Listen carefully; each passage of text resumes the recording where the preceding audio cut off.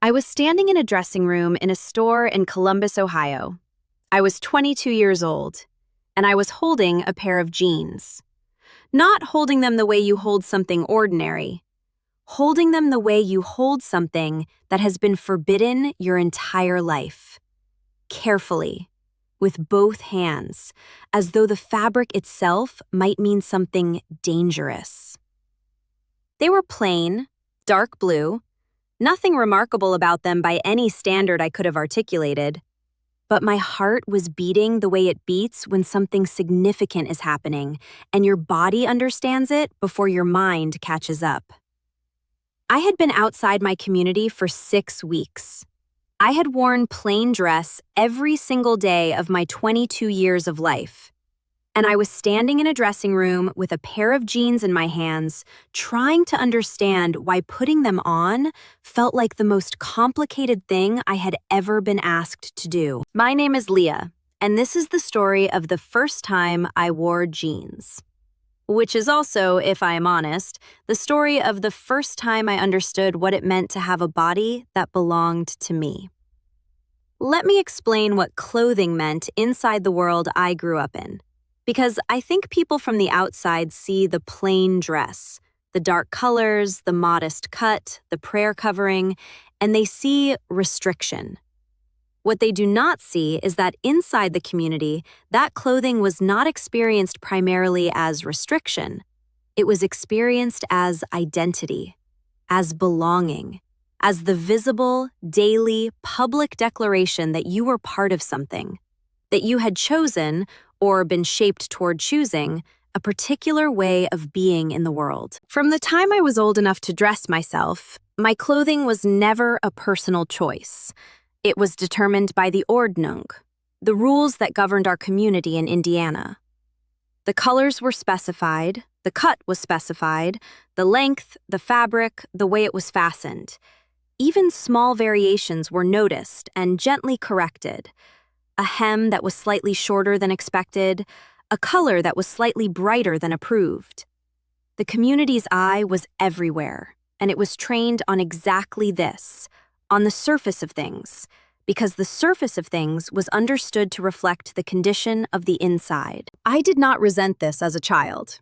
I want to be clear about that. I wore my plain dress the way I breathed, without thinking about it, without questioning it, because it was simply part of what I was. When I saw English women in town wearing what they wore, the colors, the shapes, the variety, I felt what I had been taught to feel. A quiet awareness that those women were operating inside a different set of values. Values that the Ordnung called worldly. Values that were understood, in our community, to lead away from the things that mattered. I believed that, all the way until the day it became complicated. The complication started, as so many things started for me, with a question. I was 19. I was helping my mother wash laundry, the long rows of plain dresses and shirts and trousers hanging in the cold air to dry. And I looked at the row of my own dresses, and I thought something I had never thought before. I thought, every one of these looks exactly the same. And then, before I could stop it, the next thought arrived. Is that what I look like? Do I look exactly the same as everything here?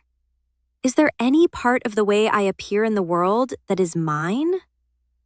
It was a small thought. It did not feel small. It felt like a pebble dropped into still water.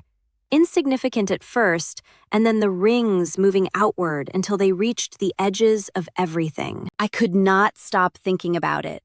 Not obsessively. I was not lying awake at night in anguish over dresses. But the question had arrived, and it did not leave. It attached itself to other questions.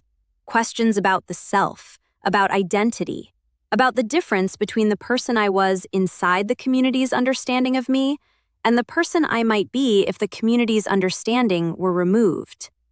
I had no framework for those questions. Nobody in my life had given me a language for them.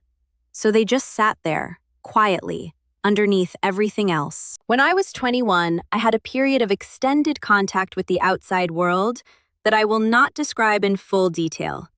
It involved a family medical situation that required multiple trips to a large hospital in Columbus and a long period of waiting in rooms where I was surrounded by English people going about their English lives. I watched them. I watched them with the attention of someone who has been told her whole life that this world was dangerous and is now sitting inside it, trying to understand the danger. The danger was not what I had expected. What I saw were people. People in an enormous variety of clothing, moving through their days with an ease of self-presentation that I found myself watching with something I could not immediately name. It took me a while to identify the feeling. It was longing. Not for their specific lives, for the ease, for the simple, unremarkable freedom of putting on the thing that felt like you that morning and going out into the world in it. I left the community 6 weeks before the dressing room in Columbus. The leaving is its own story, and not the one I am telling tonight. What I am telling tonight is what happened after. Specifically, what happened when the external requirement to dress a certain way was lifted, and I was standing alone inside a store in a city I barely knew, surrounded by more clothing options than I had encountered in my entire previous life. It was overwhelming in a way I had not anticipated. I had expected freedom to feel light. It did not feel light. It felt vertiginous, the kind of dizziness that comes not from something spinning, but from the sudden absence of a wall you had been leaning against without knowing it. The plain dress had told me what to wear every morning of my life. Without it, the question of what to wear was suddenly enormous. It touched things I was not ready for it to touch. Who are you? What do you look like when nobody is telling you what you look like? What does your body mean to you when it is not the community's statement about itself? The jeans were the first thing I picked up that felt possible. I do not know why jeans specifically. Maybe because they were the most ordinary thing, the most basic, universal, uncomplicated item in the store. Maybe because they were the thing I had seen most often on the English women I had watched in Columbus, and they represented something legible. I could understand jeans. I could not yet understand most of what was in that store. I took them into the dressing room. I put them on. I stood in front of the small mirror in that dressing room for a long time. I looked at myself in jeans for the first time in my 22 years of life. And what I felt was not the liberation I think I had been vaguely expecting. It was stranger than that. It was a kind of meeting, like being introduced to someone you have been living with for a long time, but never actually seen clearly. I looked at my own legs in those jeans and I thought, this is my body. This is what it looks like when it is not inside the community's definition of itself. This is me, standing here, in clothing I chose. I cried a little. Not from sadness, or not only from sadness, from the strangeness of it, from the weight of everything that a pair of dark blue jeans was carrying in that particular moment, in that particular dressing room, for that particular 22-year-old woman who had never chosen what to put on her own body before. I bought them. I wore them out of the store, and I walked down a street in Columbus in jeans for the first time, and the sky did not fall, and nobody looked at me, and nothing happened except that I was a young woman walking down a street in ordinary clothes, feeling the extraordinary weight of having chosen them herself. The plain dress had given me belonging. I understand that now in a way I could not have understood then. It had placed me inside something larger than myself, had made me visible to my community as one of them, had carried a faith and an identity that was real and that mattered.